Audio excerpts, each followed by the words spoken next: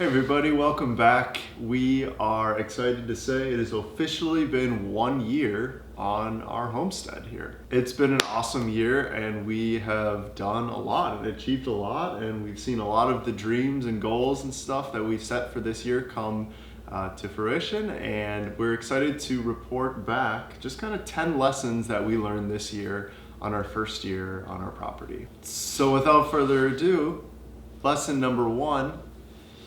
You need to have good neighbors.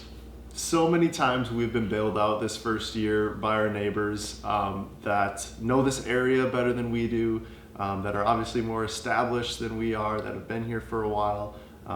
We've had such generous people in this area help us out with different projects, and bringing over tractors and helping dirt and helping us. We got our car stuck in a ditch and just helping us tow the car out. So yeah, we've just been very blessed and have seen why it's so important to have a good relationship with your neighbors, because you never know when you're gonna need them, and vice versa, as you never know when you might be called on for help from them. So that's lesson number 1, is the value of good neighbors in your homesteading area it's invaluable. You can't replace it. So yeah, unfortunately you don't get to pick your neighbors though. We just happen to luck out. Yeah. So yeah. Jeff and Carol, Jeff and Sue, thanks. Shout out to you guys. Number 2, daylight savings time actually has a purpose. Yeah, I think we saw that at the end of summer when we were just like, or kind of beginning of fall, when we're crunched on daylight trying to get the last harvest of things out. And yeah, and also I think with our birds, like we have to coop them up earlier, when it gets darker, and they don't like that. No. They like to be out and about as long as they can, and so I think that's one of the biggest things too. Yeah. Never before did I always thought it was just a time to lose sleep or gain sleep. I didn't know what it was for. Never did I understand, wow, there's people that actually it serves. So yeah, farmers. We're not real farmers, but we're on our way. One day.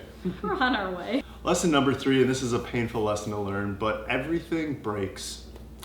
And I mean everything. Yeah.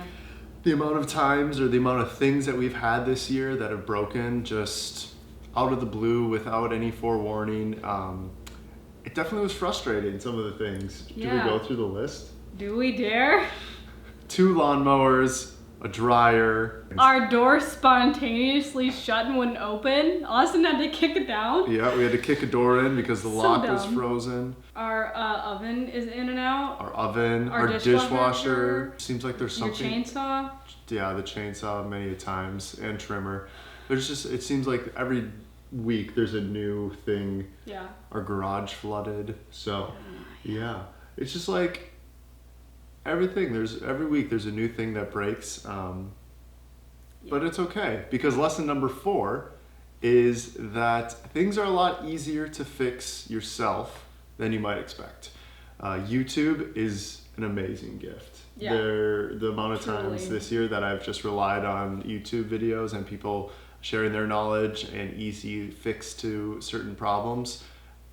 Yeah. It's saved us a lot of time and a lot of money. Yeah. We haven't been able to fix everything that is broken, but I know I've learned just a lot of skills. You have become a wizard. Yeah, just a lot of skills that I didn't necessarily have coming in prior, and now just having experience and having to rely on ourselves and be self-sufficient, because in a way it's kind of the goal. Yeah, that is a way that we are more self-sufficient, by trying to fix things ourselves. That's been a huge lesson learned. And having a nice husband who's willing to try to fix it and get frustrated a little bit along the way, aka lawnmower. Yeah. You put up with my frustrations though, so it works out. Yeah, you just let me just vent it all out, for the birds to hear, and it's okay. Yeah, but you almost did it. Yeah. We still have a broken lawnmower in the garage. It's okay. We'll get it. We got time, yeah. Yeah. You can't fix everything. That's a sub-lesson though. Yeah. Okay, lesson number 5 is learning to slow down is a little more difficult than we had anticipated. Yeah.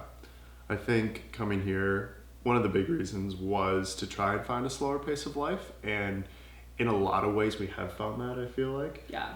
But then there's like always so much to do, and it kind of can pull you out of that kind of like rest time and the time just to relax and enjoy what we have here. And so learning to be intentional about rest time and intentional about not overworking or whatever, it's a lesson that is I think like a lot of it is like we're not unplugged, we're not off grid, and I think that would help a lot too.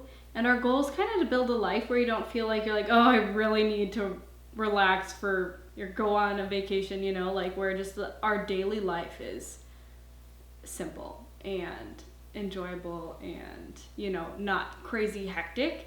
And we're still learning how to do that because we still have to drive around to different places, and we still are on our phones more than we should be. And I think a lot of it is a mentality as well that we're still learning. So yeah, definitely, we're still very much connected with our lives previously to moving out here.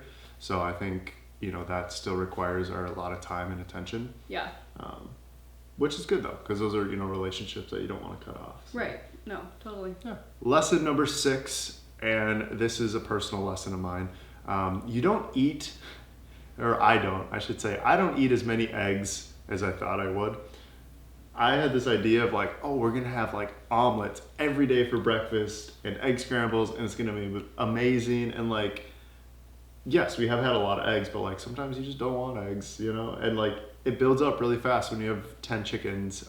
And I know a lot of people have way more than that even. So you got to get creative. You got to kind of look for recipes that you might not have cooked previously before, or ways to long-term kind of store them. One of the things that we did recently was make some pasta, kind of bulk pasta, to use up some of the eggs. I know I want to try pickled eggs. I've never had pickled eggs before, but they intrigue me. So okay, you can do that. Yeah, I will. I'll try it and see how it goes. But yeah, that was one lesson. Is I definitely had this expectation that I was going to eat way more eggs than I thought moving out here. But yeah. A lot of quiches. That's kind of how we use a lot of them up at once. Lesson number 7 is there's nothing better than just waking up and having a cup of coffee outside. Yes. Yeah. My favorite time of the day is just like sunrise. If I ever get up that early and just sipping your coffee, it's the best. Yeah. We're very fortunate that because we are in a pretty remote area, it's just like really quiet. And all you hear in the morning are the birds singing. We don't hear traffic. We don't hear, our neighbors are pretty far away, and they're quiet, relatively quiet anyway. So we just get to enjoy the sounds of nature. Yeah. And we're tucked in a little valley, so the sun just peeks over the rolling hills, and it's it's awesome. We're very, very fortunate and lucky that we get to, if we choose so, get to be kind of disconnected from the technology world in the morning and just get to enjoy nature and our favorite thing, which is coffee. So lesson number 8, and if you are already homesteading, you know this lesson very well, and that spring is the most exciting time of the year. We are fast approaching spring. Actually, when we release this, I think it'll be just a day or so before the official first day of spring. And it's so exciting. There's so many things that we are looking forward to when the weather gets just a little bit warmer, that we can be outside for an extended period of time. All of the planting, all of the projects, all of the walks that we want to take in the woods and everything. And spring is just such an exciting time. Previously, spring was spring. It was yay, summer's coming, but there was nothing really that I look forward to doing in the spring. And now everything major happens in the spring. New birds that we're going to be getting. Like I said, plants and gardens and everything. So spring, so fun. Spring is the most exciting time of the year now. Lesson number 9 is learning to enjoy the process. I think it's so easy to have a lot of goals, and one other kind of sub lesson with this is there's always another project. Like there's always something that can be done. There's always something that we would, you know, want to fix or update or add to the property. And those are good and those are exciting, but I think learning to enjoy the process of it all, because things always take longer than you anticipate, and being content and finding joy in that process of building and growing and learning, and it's important to be able to find happiness in that, I think, and not just in the end goal. Even though I love to see the finished product, and you know, a lot of times I get frustrated where it's like I just want to get done with this thing, whatever it is. But learning to reflect and be happy with the gift that we have here. Yeah, totally. And just like, I think we are learning to do that, you know, like we built our huge garden and we very much enjoyed lots of garden dinner parties between us two, but it's still like we're always dreaming of all the things we can do. There's always some new plant I want to plant. And so it's just like you gotta just enjoy what you have, and it's difficult to do, but I think we're learning to do it, you know? Definitely. Lesson number 10, you will never be bored on a homestead. I mean, that's so true out here. We're pretty far away from, you know, friends, so we don't see our friends every week or anything like that. We don't go out that much. We are definitely homebodies. But I don't think I can honestly say I've ever been bored out here. No. Like there's always something I can do. There's always something either fun or productive that could be done. That you really don't ever get bored. Especially when there's warm weather out. Winter is like, okay, like maybe then I could go a little stir crazy just wanting to be outside. But you never. But even then, there's stuff to do if you can handle the cold. So that's been 10 lessons that we've learned so far in our first year of homesteading. If you are joining us and you've been watching for a little bit, kind of on our journey, we have a ton of great stuff planned for the spring and summer. If you are new here, my name is Austin. I'm Sarah. This is the Cypress and Sparrow Homestead, and we want to thank you guys for watching and thank you guys for checking out the channel. And if you do want to see what we have coming up, feel free to subscribe. We will see you in the next video. Peace.